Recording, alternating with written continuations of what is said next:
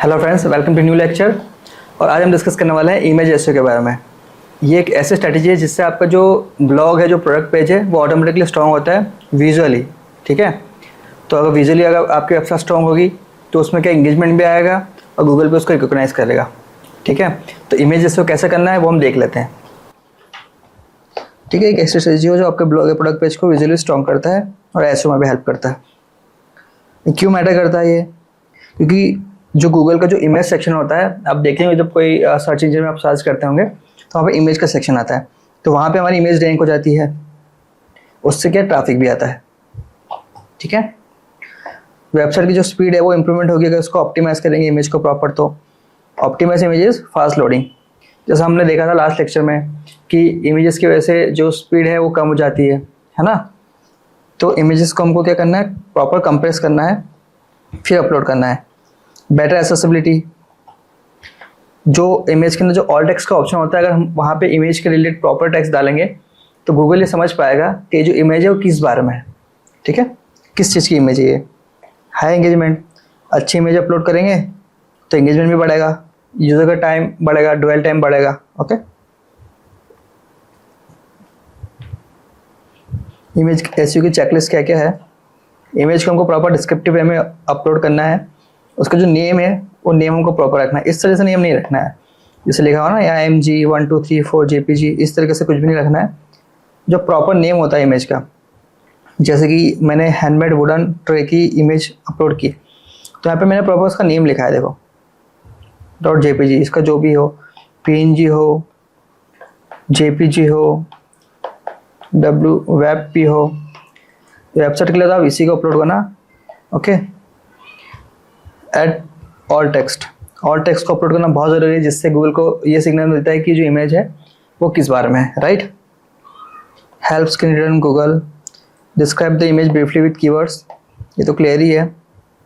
हाँ, मतलब कुल मतलब ये है कि इमेज का एसईओ करना बहुत इंपॉर्टेंट है, चाहे उसको कंप्रेस करना हो, कौन से साइज़ की इमेज लेना हो, उसका नेम क्या रखना है, उसका टाइटल क्या रखना है, ये सब होता है इमेज एसईओ। ठीक, और चेकलिस्ट में क्या क्या आता है, किस टाइप की इमेज को हमको अपलोड करना है। तो वेबसाइट के लिए तो आप WP करो, JPG शेयरिंग के लिए बेस्ट होती है। अगर आपको इमेज ट्रांसपेरेंट रखना है बैकग्राउंड से तो आप PNG ले सकते हैं, पर मैं रिकमेंड करूँगा कि आप इसको यूज़ करो। ठीक है, अपलोड करने से पहले इमेज को कंप्रेस कर लो। अगर आपको काम है 10 KB का तो आप 100 KB क्यों करोगे यूज़, 10 KB की करोगे ना। बस ये इसका सीधा सा मतलब है कि इमेज को कंप्रेस करने के बाद ही डालो। और एक चीज़ होती है लॉसलेस करके एक चीज़ होती है, उसको आप फॉलो करो, लेज़ी लोडिंग, है ना। जब आप वर्डप्रेस में जो प्लगइन होते हैं बहुत सारे, टाइनी इमेजेस,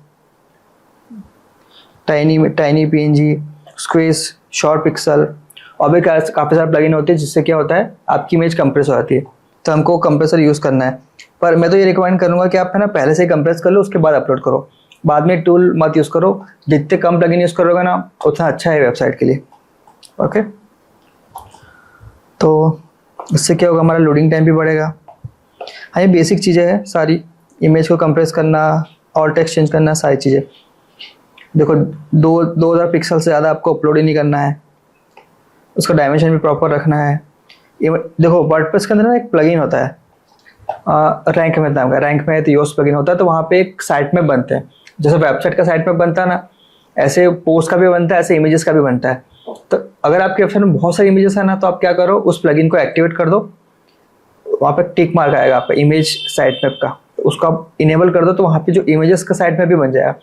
तो गूगल को हेल्प मिलेगी कि आपकी जो इमेजेस है उसका भी साइट मैप है, तो सारी इमेजेस को स्क्रॉल कर लेगा। और अगर उसका एसईओ सही होगा इमेजेस का, तो ऑटोमेटिकली वो इमेजेस को भी गूगल फोटोज़ में रैंक कर देगा, गूगल इमेजेस में रैंक कर देगा। तो यहाँ से आपका जो इमेज है उससे वो इम्प्रूव हो जाएगा। राइट, टूल्स कौन कौन से हैं इसका आप स्क्रीनशॉट ले सकते हैं, वैसे मैं अपलोड कर दूंगा ये PDF। टाइनी PNG इमेज के कंप्रेशन के लिए, ठीक है। स्क्वेज ये किस लिए, advance image resizing and format control. अगर आप इसको मान लो आपने 200 बाई 200 का कुछ साइज़ दे दिया तो सारी इमेज को इसी फॉर्मेट में वो कन्वर्ट कर देगा ऑटोमेटिकली।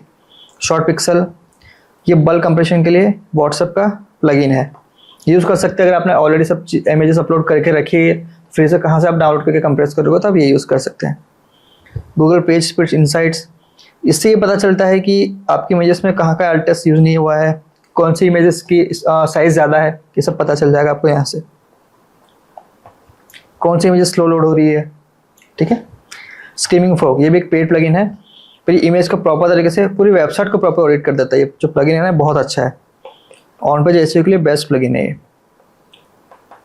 ये एक सॉफ्टवेयर है, आई थिंक ये सॉफ्टवेयर है, ये सॉफ्टवेयर पीसी के लिए होगा, डाउनलोड होता है, ठीक है। ओके, तो एक काम करते हैं, हम छोटा सा प्रैक्टिकल देख लेते हैं कि किस तरह से इमेज का ऑल्ट टेक्स्ट अपडेट करना है, कैसे टाइटल रखना है और कैसे उसको रिसाइज करना है, कंप्रेस करना है, ठीक है।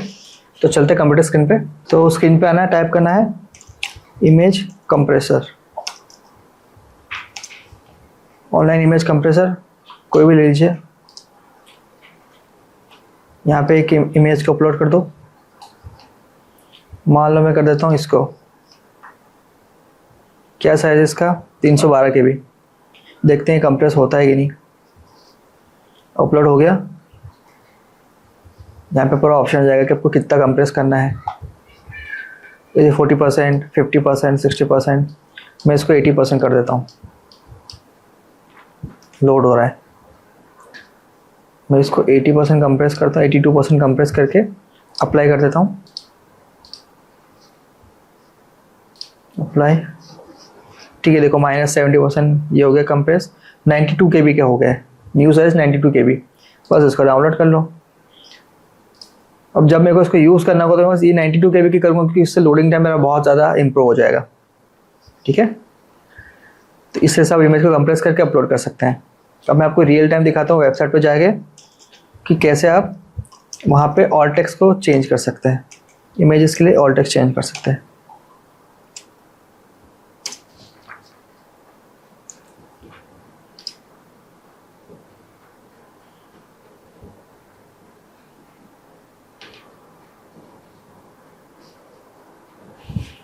मीडिया में चले जाओ, लाइब्रेरी में चले जाओ, यहाँ पे हम काम करते हैं, इसको कर लेते हैं फेसबुक एंड इंस्टाग्राम मार्केटिंग। देखो यहाँ पे ऑल्टरनेटिव टेक्स्ट यूज़ किया हुआ है, फेसबुक एंड इंस्टाग्राम मार्केटिंग, ठीक है। टाइटल यहाँ पे डाल दो सेम, कैप्शन भी डाल सकते हैं, डिस्क्रिप्शन भी डाल सकते हैं। इस तरह से इमेज का बेसिक एसईओ कर सकते हैं। अब जिसने भी इमेज अपलोड की है उसका नेम लिख लेते हैं, प्रॉपर फाइल नेम। सर ये तो फाइल यूआरएल है, फाइल नेम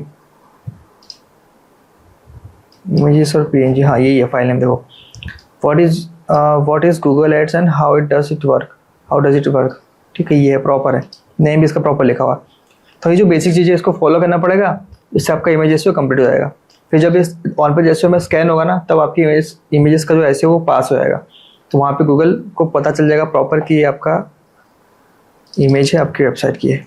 Ctrl+C, फिर यहाँ से वो इमेज आएगी तो नहीं, अभी बहुत ब्रॉड कीवर्ड है, नहीं पता चलेगा, ठीक है। तो इस तरह से आप कर सकते हैं ऑन पेज एसईओ इमेजेस के लिए, ठीक है। तो आई होप कि आपको ये लेक्चर समझ में आ गया होगा, इमेज एसईओ के बारे में आपको बिल्कुल क्लियर होगा। तो मिलते हैं नेक्स्ट लेक्चर में, थैंक यू वेरी मच।